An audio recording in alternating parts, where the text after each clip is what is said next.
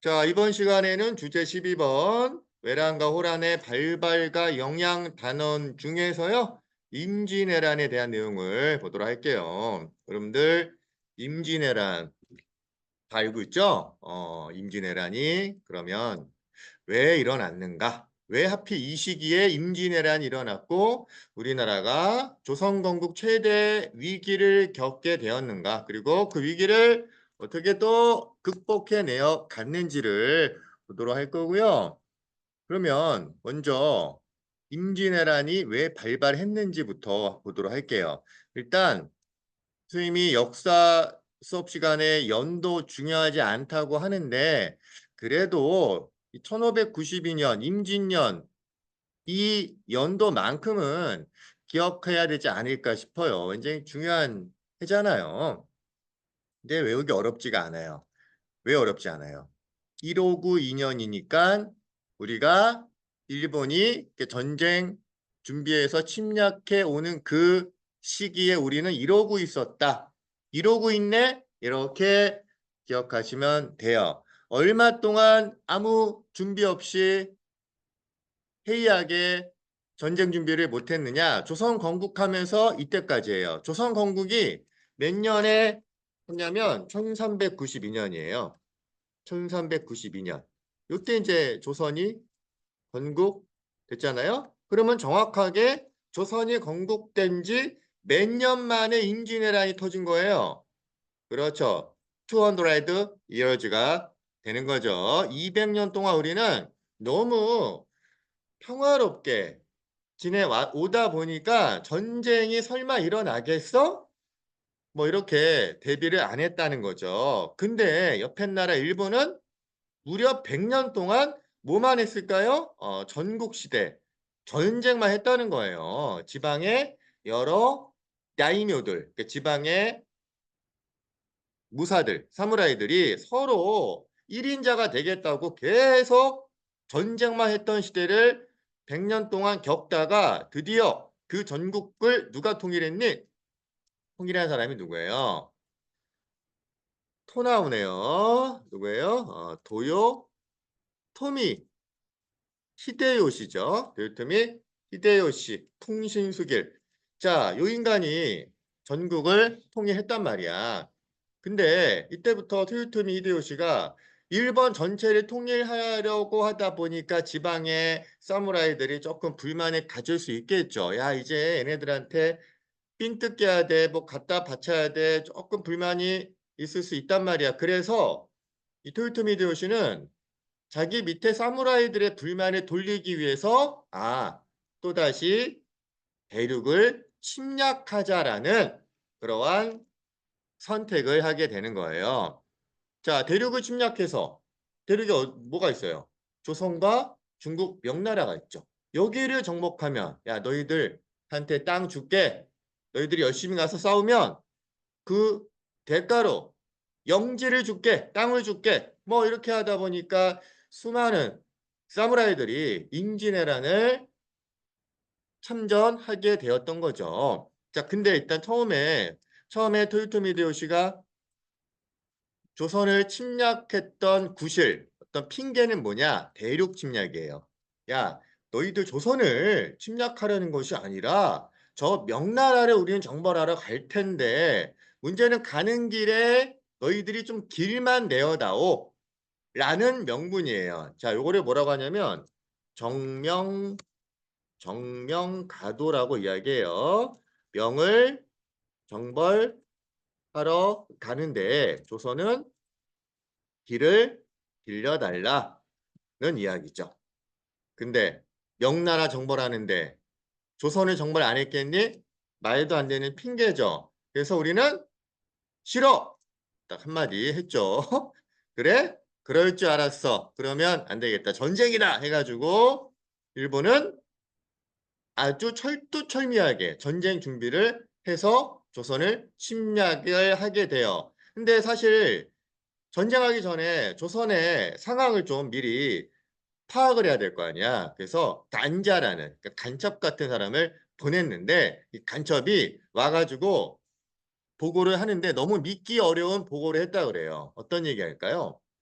조선에 갔는데요. 조선에는요. 뭐가 없어요? 뭐가 안 보여요? 라고 뭐가 없다고 보겠대요. 그 뭐가 없을까요? 그렇죠. 군대가 없어요. 라고 보고를 했대요. 군대가 군인이 없다는 보고를 믿을 수 없어서 야, 한 번 더 다시 가서 확인해 봐. 어디 몰래 숨겨놨을 거야. 해가지고 다시 갔다 왔음에도 불구하고 여전히 군대가 안 보이더라. 그만큼 우리 조선은 군대를 제대로 훈련시키지 않고 그냥 좋은 거라고 대충대충 군대 소집도 안 하고 훈련도 안 시켰다는 얘기예요. 그래서 결국 군대도 없는 나라 그냥 들어가면 되죠. 그래서 일단 부산을 통해서 일본의 수많은 수군들이 들어왔고요. 부산을 지켰던 동래성, 이 부산의 옛날 이름이 동래잖아요. 그래서 동래성을 순식간에 함락하고요. 그리고 충주까지 파죽지세로 몰려왔는데 그 충주에서 우리 신립장군이 끝까지 배수의 진이라고 하죠. 뒤에 한강을 뒤로하고 정말 처절하게 싸웠지만 결국 다 떼죽음을 당해요. 그리고 순식간에 한양을 점령한다. 거의 2주에서 3주 정도 만에 일본은 한양을 점령해요. 근데 일본의 사무라이들은요, 이 전국 시대 때 전쟁을 많이 했을 거 아니야. 그 전쟁에서 패장은 당연히 승장한테 와서 무릎을 꿇고 할복을 하거나 결국 이제 패배를 인정해요. 그런데 우리 선조는 뭐야 어디 갔어? 전쟁에 패한 왕이 어디 갔나 했더니 튀었어요. 어디를 튀었다? 의주로 튀었다. 의주. 자, 의주가 어디냐면 저 압록강 쪽이에요. 여차하면 의주에서 압록강 건너 명나라로 또 도망갈 수 있기 때문에 저 북쪽으로 냅다 주랭랑을 한 거죠. 그러면 어떻게 해야 돼, 일본은? 쫓아가야죠. 그래서 또 순식간에 평양과 함경도를 점령하면서 선조를 잡으려고 쫓아가는 거야. 내가 먼저 잡을 거야. 내가 잡으면 더 큰 공을 인정받을 수 있을 거 아니겠니? 그래서 수많은 사무라이 일본 장군들은 이제 선조를 찾아 쫓아가는데 이때 선조는 SOS를 명나라한테 요청을 하죠. 그래서 이제 명나라가 지원군을 이제 보내는데 이때까지 우리가 버텨야 돼요. 근데 그 버틸 수 있었던 두 가지 요인이 있어요. 이 두 가지 때문에 임진왜란을 우리가 이겨낼 수 있게 된 거죠. 임진왜란의 어떤 분위기를 반전시키는 가장 결정적 요소 두 가지를 얘기하라라고 한다면 바로 옆에 그 다음 단원 바로 수군과 의병이에요. 수군과 의병이 없었다면 우리는 지금 어, 임진왜란을 일본 역사책에서 배우고 있겠죠. 자, 일단 수군의 활약 볼까요? 수군. 바다에서 우리는 일본의 수많은 선박들을 모조리 다 격파하죠. 우리에게는 누가 있기 때문에 우리의 영원한 신 이순 신이 있잖아요. 이순신이 이끄는 수군의 승리가 정말로 엄청난 영향을 끼치게 돼요. 자, 일단 이순신이 이렇게 수군을 이끌고 연전연승할 수 있었던 이유는 뭘까요? 실제로 이순신은요, 수많은 전투에서 한 번도 진 적이 없대요. 왜 이렇게 한 번도 지지 않았을까요? 여러 가지 이유가 있겠지만 이순신은 우리가 질 것 같아, 조금이라도 질 것 같은 가능성이 있다면 아예 전투를 하지 않았대요. 왜 그랬을까?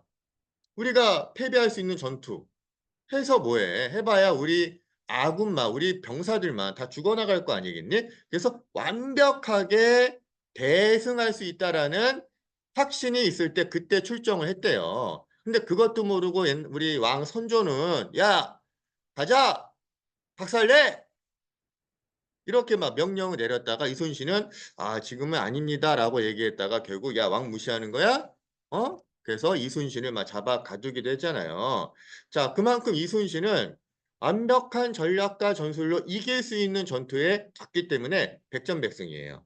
그래서 뭐 옥포, 사천, 당포, 한산도 뭐 이러한 곳에서 나가는 전투마다 다 이게 승리했던 거죠. 그러면 이순신이 갖고 있었던 그 우수한 배가 뭐예요? 역시 우리는 거북선이 있고요.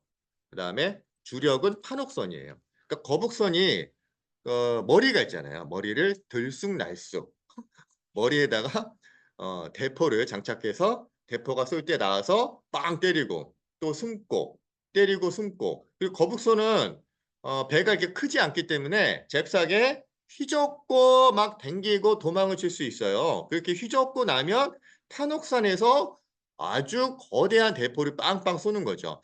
여러분들 그 일본은 전국시대 때 포르투갈에서 뭘 가져왔냐면 조총을 가져와요. 그러니까 조총은요.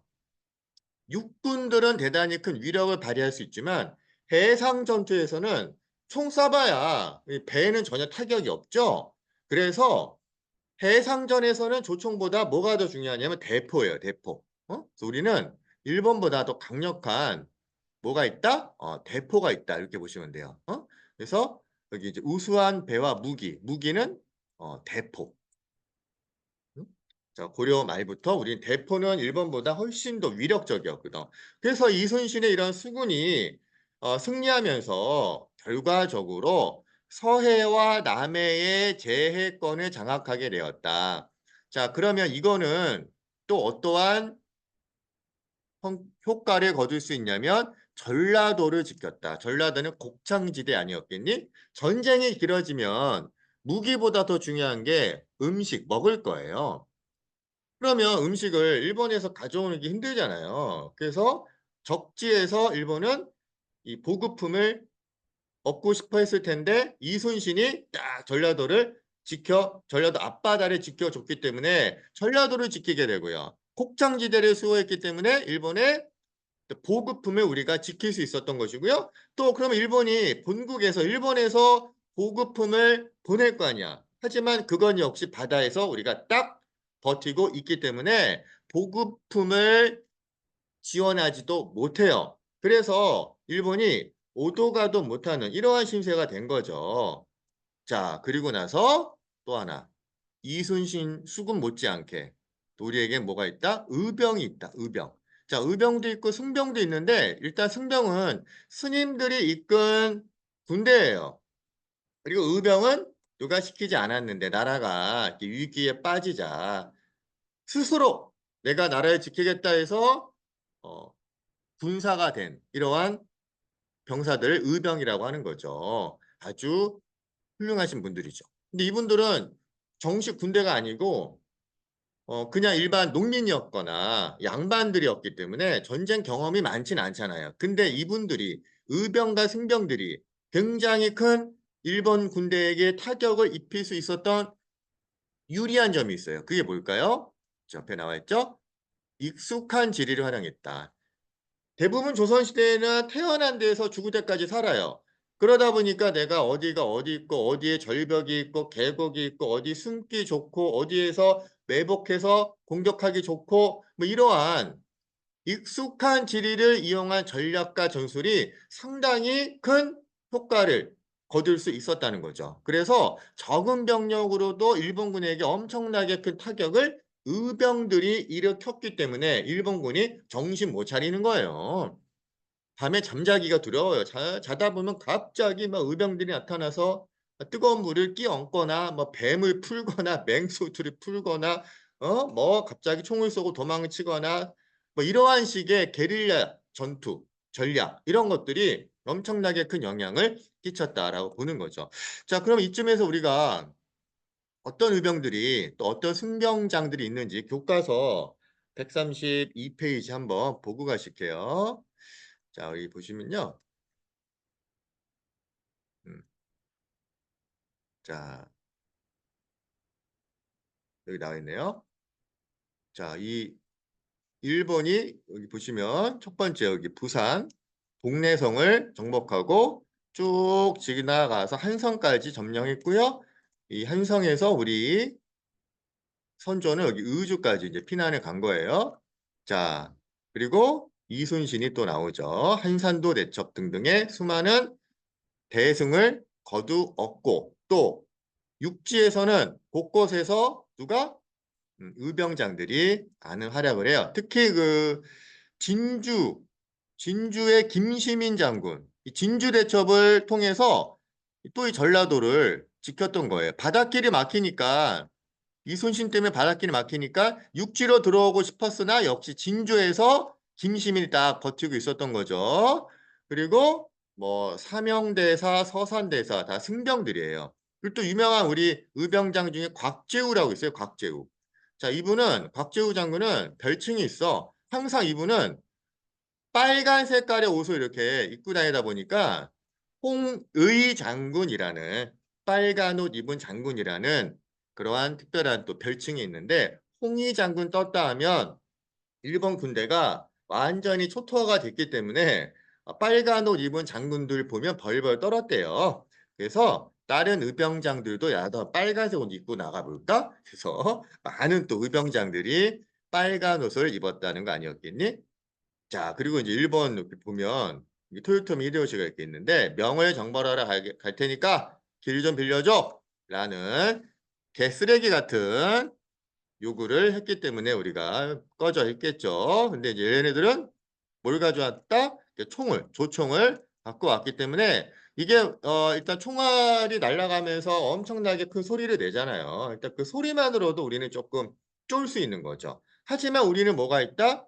대포가 있다. 그래서 이순신 장군이 판옥선, 거북선, 대포 이런 것들을 이용해서 수많은 수군 전투에서는 승리하게 되었다. 자, 그러면 일단 의병과 수군이 대활약을 하면서 시간을 끌었고요. 결국 명나라 군대가 들어오게 돼요. 그래서 조명 연합군, 조선과 명나라의 연합군이 같이 힘을 합쳐서 평양을 탈환을 했다. 그러면 이제 어디를 또 우리가 되찾아와야 돼? 한양이죠. 그래서 한양을 되찾기 위해서 한양 위에 있는 행주산성에서 또 일본군의 대승을 거둬요. 자, 그 행주산성에서 대승을 거두었던 행주대첩을 이끈 장군 바로 권율 장군이에요. 권율. 행주 치마에다가 돌멩이를 날려서 이 부녀자들까지 전투에 가담하여 승리를 이끌었기 때문에 이 전투를 행주대첩이라고 해요. 행주. 행주 알죠? 그래서 이제 여자들까지도 치마에다가 돌 날려서 승리하는 데 일조했기 때문에 더 큰 의미가 있고요. 그리고 행주대첩의 승리 때문에 우리가 한양을 다시 우리가 되찾았다라고 볼 수 있는 거죠. 자, 그러면 이제 일본군은 완전히 사기가 꺾이고 분위기가 바뀌고 그래서 이제 어떻게 해? 일본이 휴전을 요청해요. 그래서 이제 휴전회담이 개최가 되고 그 이후에 또 한 번의 전쟁이 일어나는데 그 얘기는요. 다음 시간에 이어서 가도록 하고요. 일단 오늘은 여기까지만 흐름을 마무리하고 끝낼게요. 자, 나머지 휴전 이후의 상황은 다음 차시에서 보도록 하자. 오케이, 안녕.